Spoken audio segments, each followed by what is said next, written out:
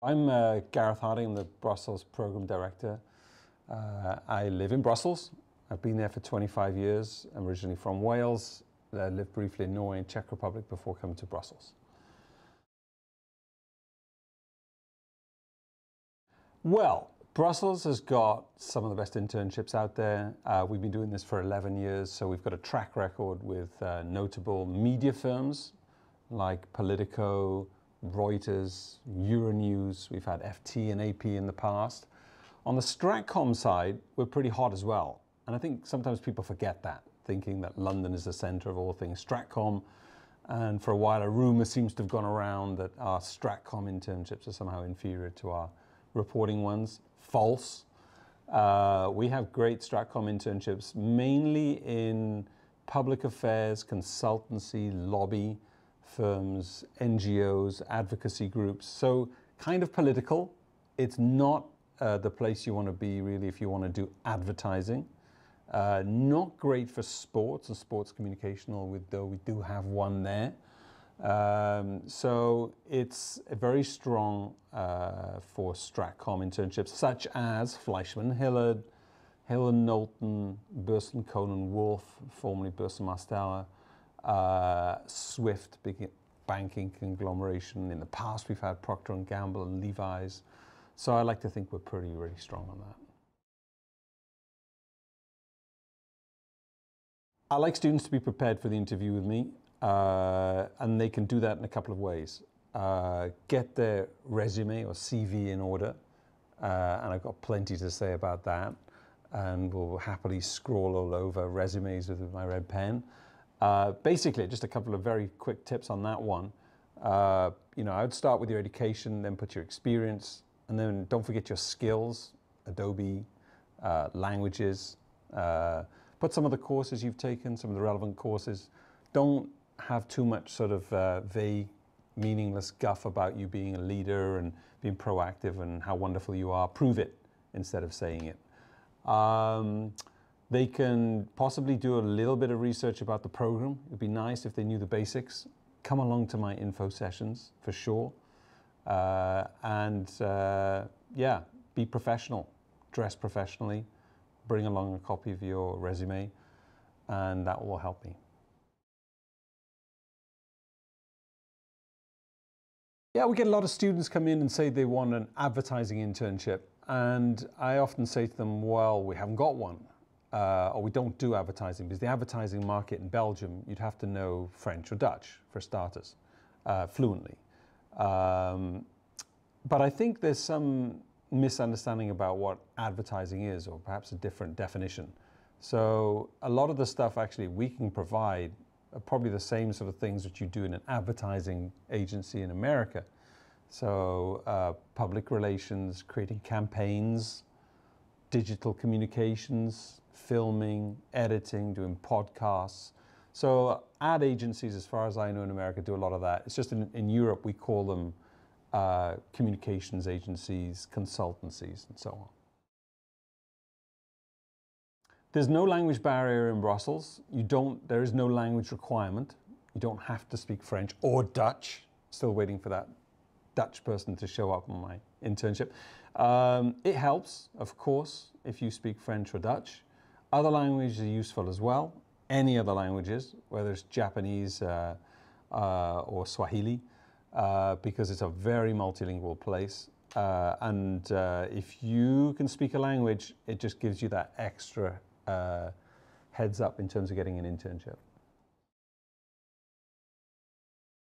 Yeah, so I teach a class on international reporting, and we look at how the EU works first, because you can't report something without understanding it, and then a little bit on how to report the European Union and how to communicate it. So 3 parts: EU, reporting, communicating. We meet on Friday mornings for about 2 to 3 hours.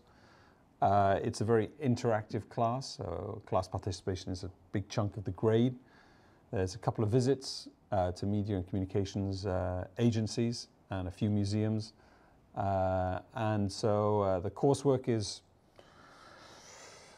not onerous, I would say. There's usually an analysis or feature article to write, a comms campaign, an EU quiz, you have to keep up with current affairs, and tweet once a day.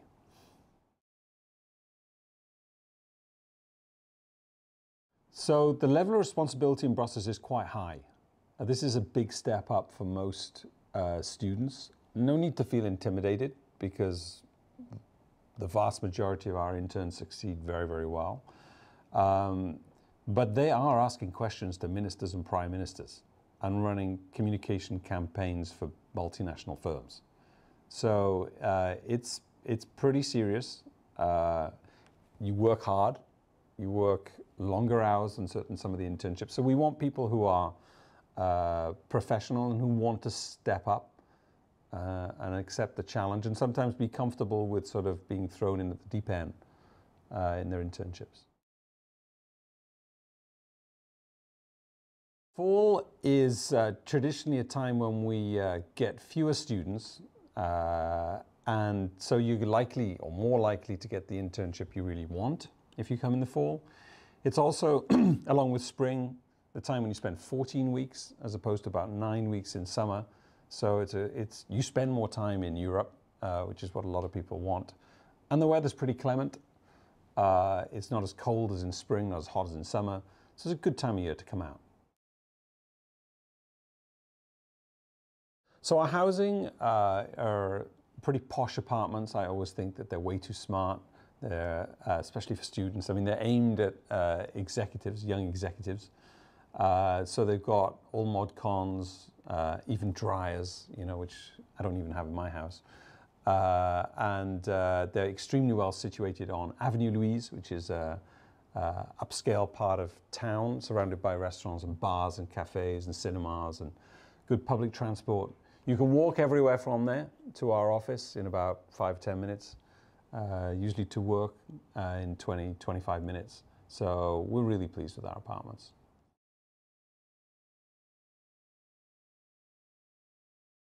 Work environment is relatively intense, quite serious, but on the one hand, I mean, the issues you're dealing with are quite serious, but on the other hand, maybe slightly more relaxed than in America in terms of the working environment, the way people dress, interact with each other, talking about personal and political stuff is maybe just a little bit more casual than the often sort of stiff, very professional, sort of sharp-suited and tied environment if you're used to a place like DC.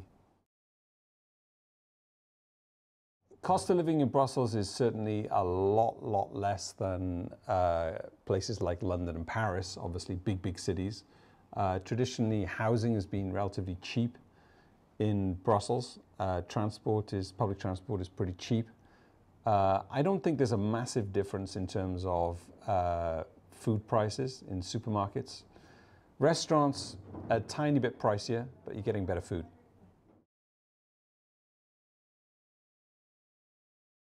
Yeah, there's been a lot of students moving back to Brussels, by a lot. I mean, yeah, about half a dozen.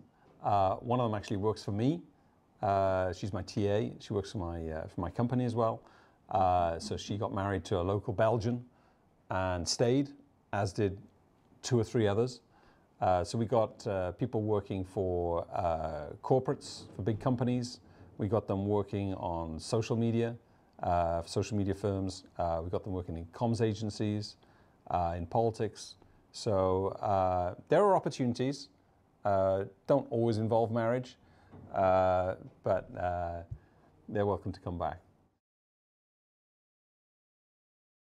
Croquette de crevette, which is sort of shrimp, shredded shrimp and potato. I think do you call them croquettes? They're sort of deep fried gunk, which taste really good. So Americans should like them. Sports, for fun, people tend to jog.